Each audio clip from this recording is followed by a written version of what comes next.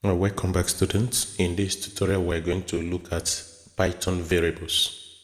Python variables. So when we talk about creating a variable, we need to understand what a variable is.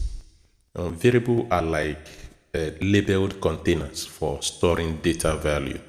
Just imagine you have a container and you label that container whatever thing you want, say name.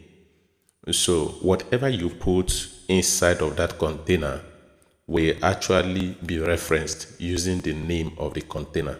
So if you want to say, give me name, it is going to give me whatever name or whatever that is going to give me the container, and whatever that is inside of that container is actually what I am referring to.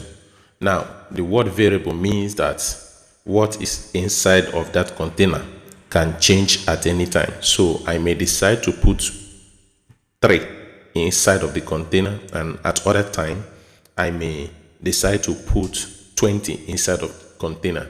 So that makes it a variable, meaning that the value varies. Okay, so variables are containers for storing data values. So unlike in other programming languages, Python has no command for declaring a variable. A variable is actually created the moment you first assign a value to it. So we're going to look at an example now. In this example, I have a variable I named x and I set it to 5. Okay, and then I have another variable I named y and I set it to say mark. Now I have 2 variables. Number 1 is 5, number 2 is mark. And what I mean is that this data value can change, and that is what makes this a variable. So I can decide instead of 5 and I type 9.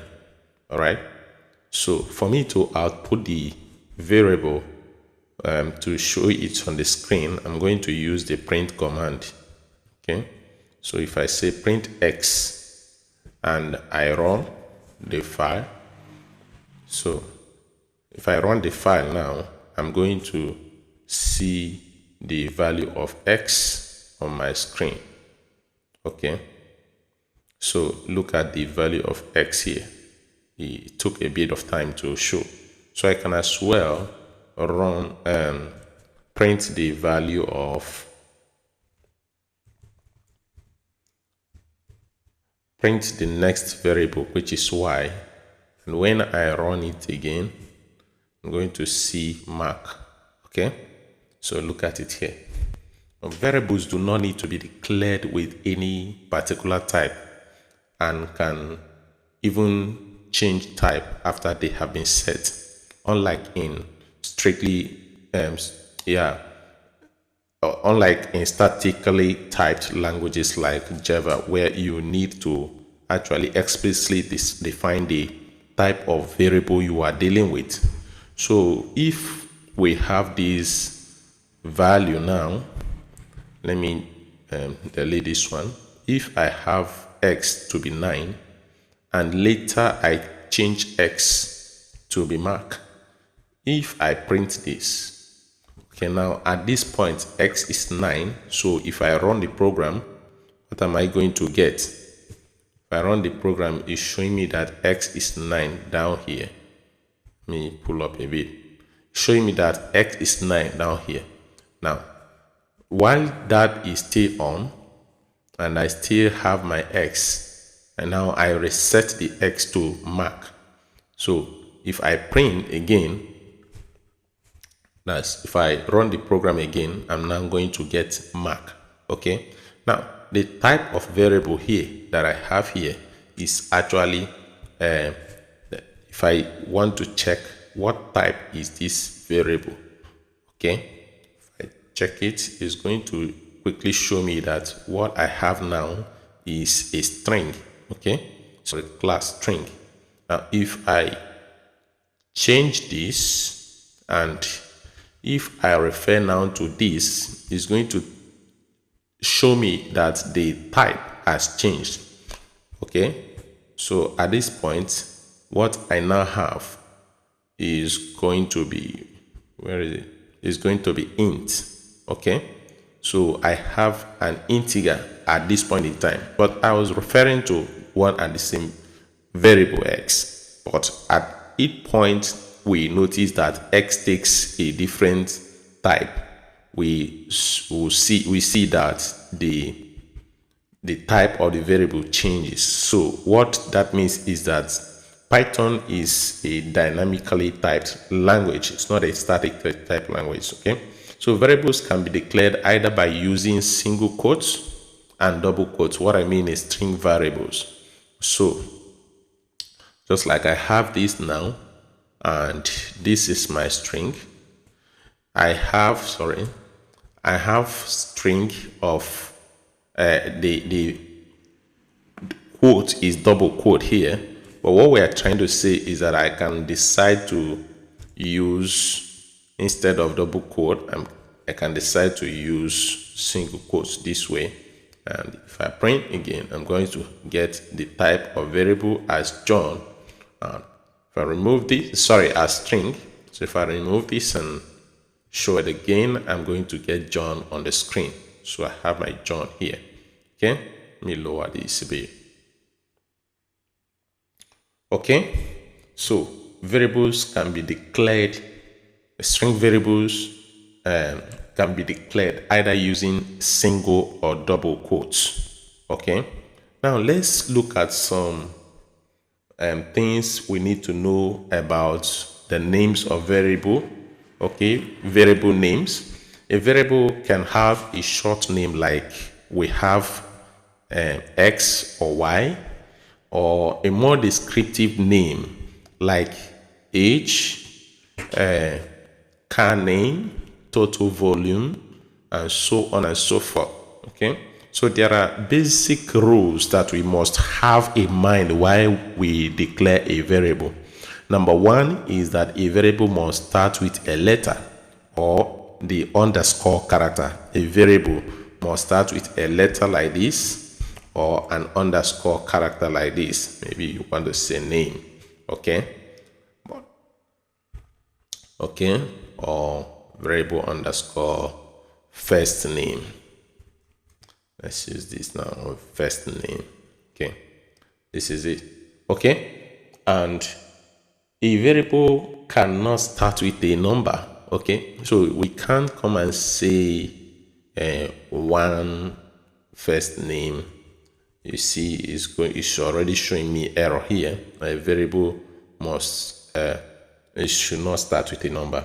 So a variable name can only contain alphanumeric characters and underscores. So if I use first name, it's showing, but if I place something like this, this is not it's not a numeric character and it's not an underscore, so it's showing me error already. But while I have my underscore here, the thing is still working.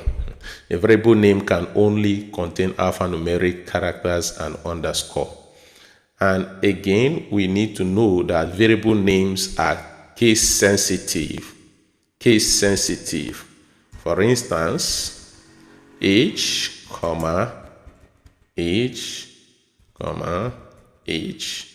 All these things, all these names, or these string, or these things that we have here are three different variables. Okay, so we need to be consistent that with whatever we choose to have as variables. Now, another thing we need to know is that you can quietly assign value to multiple variables at the same time. So I have variable x, y, and z, and I want to set them to 12, 13, and 14. What we are saying is that this is perfectly fine. This is perfectly fine. In other words, we can decide to print each and every one of them, call this y, and this z. So I can run the program now, and you are going to see 12, 13, 14, meaning that I can assign my variable this way. All right. Another thing we need to know is how we output variables. So we output variable on the screen using the print command. But in addition to the print command, you can decide to concatenate variables together in order to bring them up to the screen. So with this, I can say print this. I want to print the sum of these variables y plus z. Okay, so this operation can go. So what am I going to have now? I'm going to have 39, and it still printed this and this for me. Now another thing I wanted us to show is that I can print white spaces. So why the plus command can be used as an addition operator. It's also a concatenation operator. For instance, let's assume that x is an integer, y is, let's call y now a string, and the value of that string, let's set it to mark. Okay, so I can as well print this. Let me see if this works. Let me remove this. Let me remove this. Okay. Now I want to join these two together. So there's an error here. So what it means is that I cannot use the addition operator on I cannot use an addition operator to merge a string with an integer. Now I can print a string on its own, but I can merge it with a string. Let me just say my name is, now the variable y is set to mark. So if I say my name is Mark, is going to go. So if I run the program, I'm gonna get my name is Mark. All right. So because this is a string and this particular variable is actually of the type string, can check that using the print. We want to check the type of y. Okay, so this is the type of y. Let's look at it and see. They say that the type of y is string, so that's why it can go with this. Okay, so that is it on our variables. Now there is what is called variable scope. The variable scope defines the place where a variable is accessible from. Okay, so there is the concept of a local variable and that of a global variable. So variables that are created outside of a function are known as global variables, and such global variables can be used by everyone both inside of a function and outside of a function. Now let's look at something here. Let's define a function and see if a global variable can be used. Okay, now let's call a global variable. Let's say x is a string variable with the name Wonderful. Okay, then I'll now define a function. Please